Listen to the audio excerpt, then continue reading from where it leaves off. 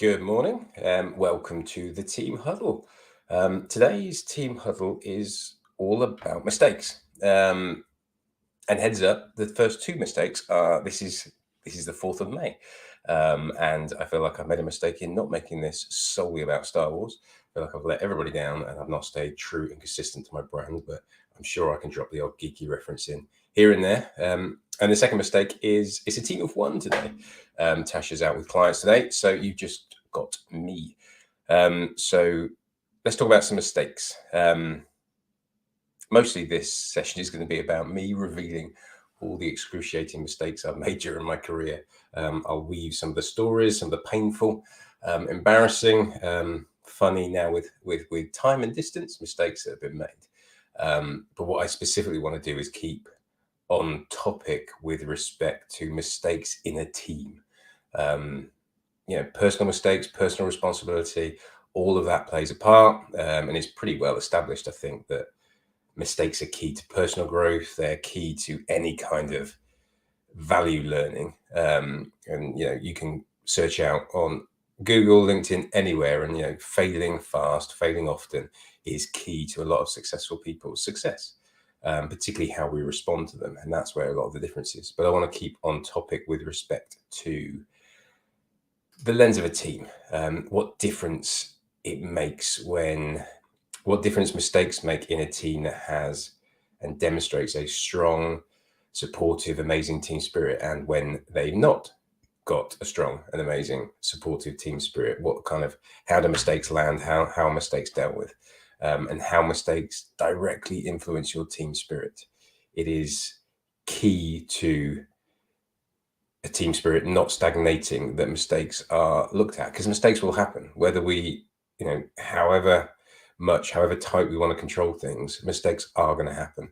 So how they happen, how they're responded to, how they're dealt with, how they're looked at, how they're analyzed, will all influence your team spirit directly. So if you want it to influence it in a positive way, then you've got to look at mistakes in a positive way. So let's start with what's different in a team with regard to mistakes. Now, one of the key things that comes up quite a lot is how guilt is magnified in a team, whenever anybody else is involved. Now, usually if you make a mistake, there are consequences, and it may be that somebody else is impacted, but within a team, it's guaranteed that others will be magnified, even if it's just by osmosis, by reputation, all that kind of stuff. Other people will be impacted, and therefore guilt that you associate with a mistake gets magnified itself.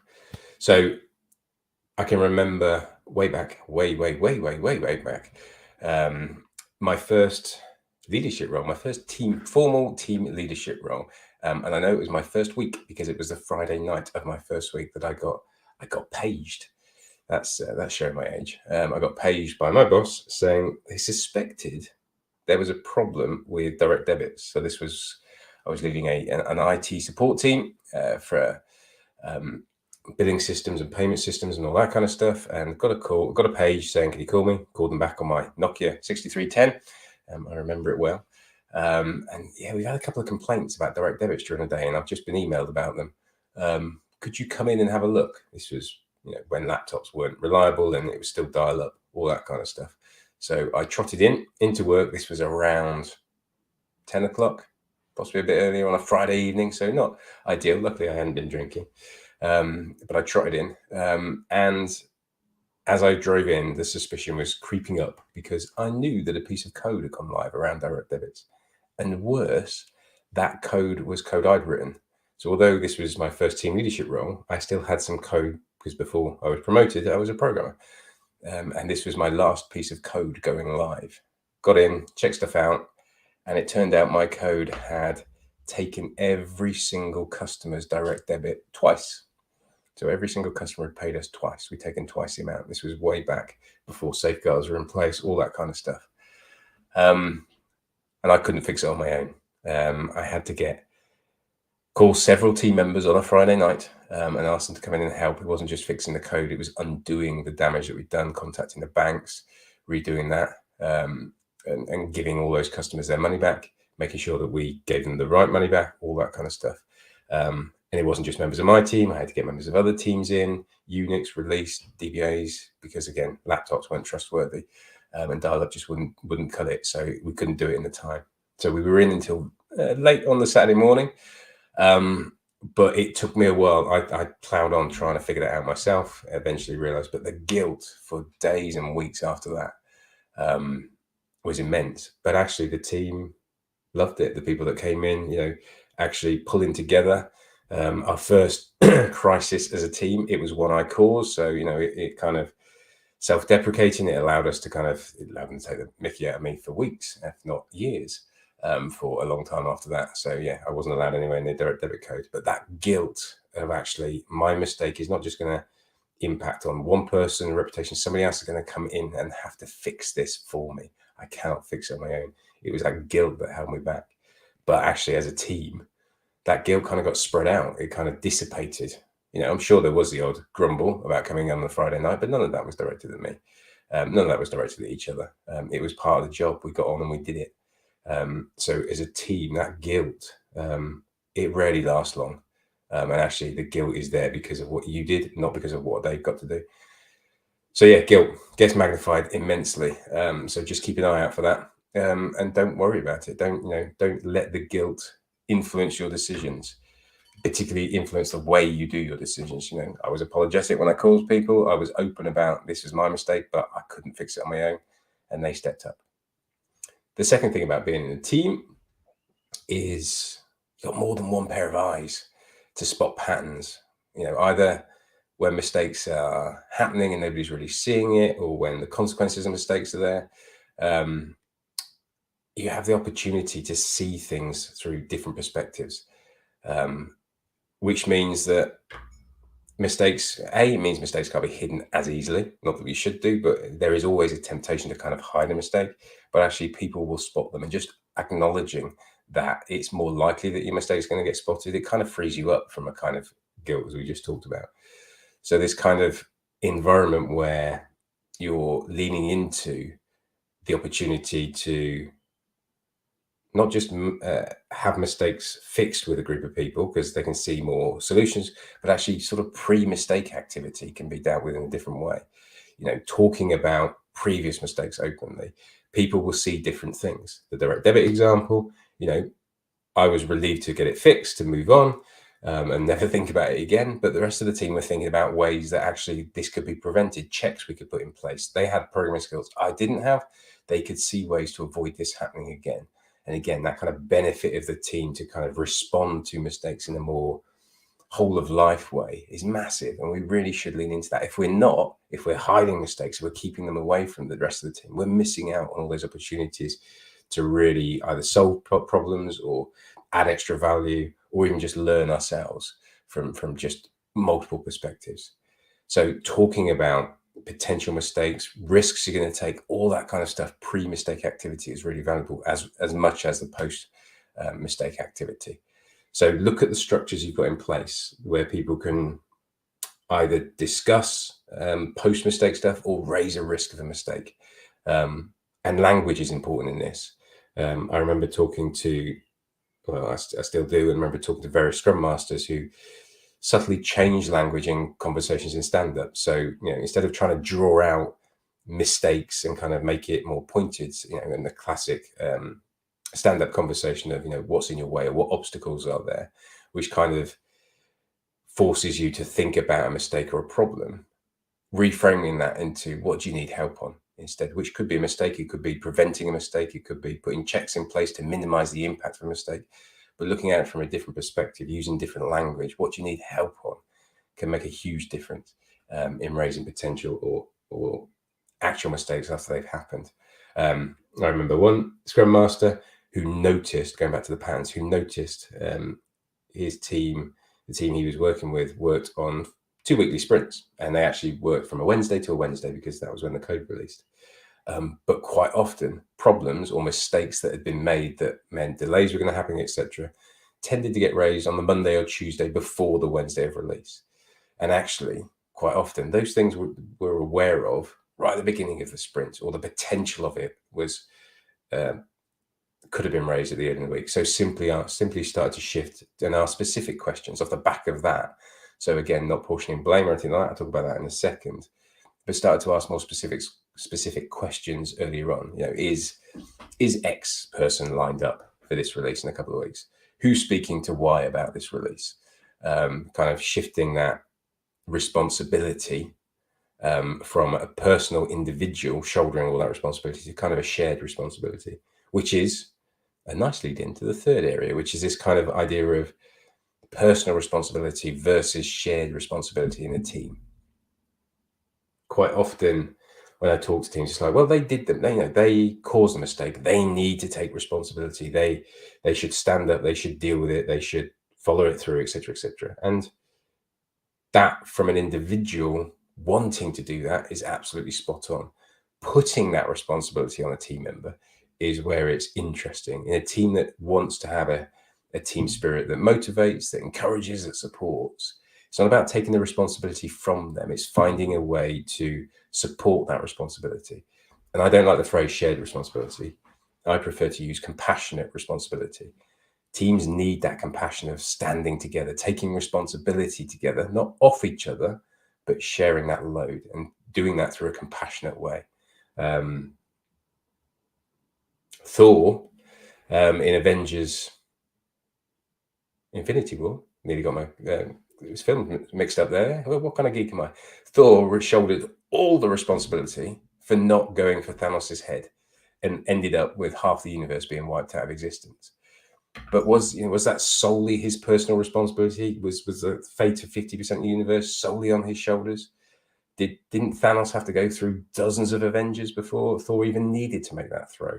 There was plenty of opportunities, plenty of ways of leading up to that mistake that could have minimized or mitigated the need for that. But Thor himself took away all that responsibility. He let himself go, etc., etc., and he shouldered all the guilt and responsibility for that. There was no compassionate responsibility there from the rest of the team. Merely half of them have been wiped out, but there was no compassionate responsibility there. If you're not a geek, consider a football team. The goalkeeper may make a mistake and let a goal in, but the scorer of that goal has to get through 10 other players before they can get to the goalkeeper. The coach, manager, physio are all part of that team, setting up tactics, making sure that people are fit and well and healthy and can stretch in the right ways and they've got the stamina to keep up. So there is a compassionate responsibility that can respond to that. And it's not about shifting that personal responsibility. It's about embracing that compassionate responsibility. So how does that work in real life? So as a team, where can you help with learning or any action off the back of the mistake? The goalkeeper still has a personal responsibility for the learning off the back of it. Maybe they want to show my lack of football knowledge, but maybe they want to spend more time reading the game so they know when to come off their line better. But the defense may want to come together to share their insights with the keeper, to practice a different formation to support the keeper as they practice coming off the line for a few games. That's compassionate responsibility. How, as a team, can you respond to this mistake? Still leaving that personal responsibility on every individual. Responsibility is a hard word to say. Consistently, constantly. So not shifting that personal responsibility, but surrounding it with compassionate responsibility. The next one, and probably the biggest one that I see so often in teams, is blame. Blame, as an individual, we quickly shift it out, but actually within a team, we either want to look for other team members, other teams where, we can blame them instead of us. We kind of want to make ourselves feel good, not take responsibility there. So blame becomes easier within a team environment because there's more targets. It's as simple as that. Not long, probably a year or two after my first leadership role, I got asked to do a formal grievance. And we had a process for going through a grievance that was soul destroying, with set timelines, documents to be filled in, policies, all this kind of stuff that was agreed between company and union. And I won't get into details about the grievance, but fundamentally it was one where I found myself seeing the perspective of both the person who was raising the grievance, who the grievance was against, and actually the company, because HR was steering this grievance, supporting me in through it as my first one, and wanting kind of an outcome that kind of, to be blunt, that didn't cause any further problems down the line. And I got caught up in not bowing to pressure so much, but in trying to make sure all of those parties were happy. Trying to create an outcome that kind of pleased everybody, mitigated any concerns, kind of made everybody happy. Everybody got something out of it. And the bottom line was nobody got what they wanted out of it. No one was happy. When I look back, the mistake I made was being swayed by individual personalities and looking for a compromise as opposed to looking for what was right. Luckily, the grievance was appealed and got upheld, and the person who raised the grievance, I don't think anybody wins in a formal grievance, but they got the outcome they wanted. And actually that was accepted and we all moved forward from it. But talking to the person who ran the second grievance, I could see that the mistakes I made were all the way through. I was kind of blaming each of those parties for not allowing me to get an outcome that would suit everybody. So, it was HR's fault for pushing the process and the policy and trying to be protective. It was the person who'd raised a grievance's fault for not seeing potential compromises. It was the person who, the grievance was against for getting a little bit defensive and so on. And I was kind of blaming them for me not being able to work through that. A lot of that was naivety, inexperience, but also just not leaning into and talking to people openly and honestly about where we were all going, as opposed to trying to find a compromise that pleased everybody. And that kind of blame going through that process kind of jaded me through that process, but also afterwards. It killed that kind of spirit that I had for trying to do the right thing for a while. And there's no other way to put it. Blame kills a team spirit. It doesn't matter whether you're blaming somebody in your team, somebody outside your team. Your subconscious recognizes that you're willing to lay the blame at other people's feet. And from a team perspective, that kind of lack of willingness to take your responsibility in the past, not shift responsibility from other people, but to recognize your own part in things, in the mistakes that are made, will kill a team spirit really, really quickly.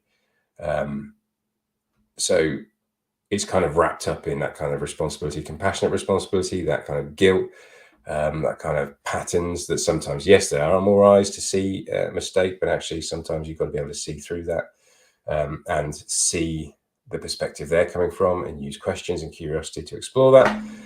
But actually, where you notice you are blaming something external to you, just take a moment and just see, what is it that actually you're trying to move away from?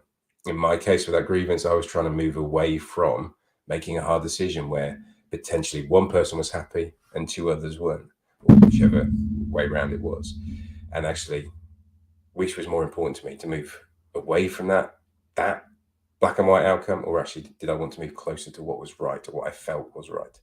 And in hindsight, the mistake I made was I chose to blame others, and that kind of made me feel like it was okay then to try and compromise, which it clearly wasn't. Did a couple of grievances after that. They eventually got to the point where I wouldn't do them again. Another mistake in that grievance was I took it on at a time when I was there was never a time when I wasn't busy, but an incredibly busy period. And actually grievances, when people are involved, when there's something that people care passionately about, it needs time, it needs energy. And I didn't have that energy to give. And I should have, a mistake I made there was not saying no. I didn't make that mistake again. I said no to many grievances after that, but not all. So yeah, within a team, look at the kind of the guilt aspect. Where you're feeling guilt, it's purely because there's more targets for you. So recognize, is it guilt, or actually is it an opportunity to build the type of team spirit you want? Take advantage of all the pattern recognition you can get within the team, all those extra eyes. See it for what it is. You don't know how other people are thinking, what they're going to do. So talk to them, explore with them what the options are, but take advantage of all that kind of extra pattern recognition for mistakes. Thirdly, compassionate responsibility is a key difference between the kind of strong, powerful, sustainable, healthy teams, where they're kind of, I'm not talking about just kind of, oh, never mind kind of stuff. I'm talking about, okay, cool. What are we going to do about this? What can we do to help? What can I do to help? That kind of team dynamic that really, really contributes to a positive team spirit.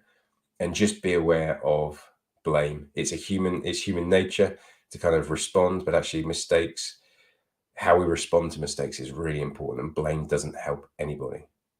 Facts, analysis, pointing out where specific things happened, how we can deal with those things, neutral elements of it, absolutely, but no kind of emotional attachment to that, no judgment attached to that, which is what blame is. Blame will kill all that good team spirit quicker than anything else. So yeah, have a think about those 4 things. I would love to know your thoughts. Hopefully those stories, I'm sure you kind of made mistakes of your own. Hopefully those stories reveal that, it doesn't matter. Those things happened a long time ago. To some extent, the direct debit was painful and hurt, but within around 12 hours, we put the money back in people's bank accounts. Guess I was lucky in that this was pre-social media, really big social media days. That kind of stuff, would be massive nowadays. But actually, the team stood up. We responded to that mistake, and I was proud of everybody. And trust me, I never made a mistake with direct debits ever again. Right? Have a great day. Love to know your thoughts on making mistakes, and please share any you've made. In the meantime, have a great week, and I will see you this time next week. Take care. Bye.